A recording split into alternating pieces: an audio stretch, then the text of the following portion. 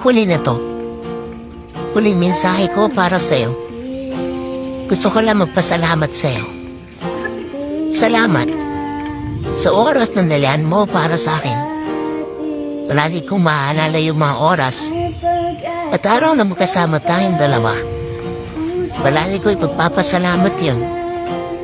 Nakakalungkot lang na kailangan natin magpaalam sa isa't isa. Pero tandaan mo, yung pagmamahal ko para sa'yo, palagi nandito. Hindi ako galit na hindi ako yung pinili mo.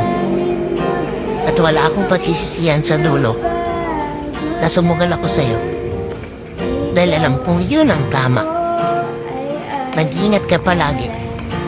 Mahal na mahal kita. Paalam.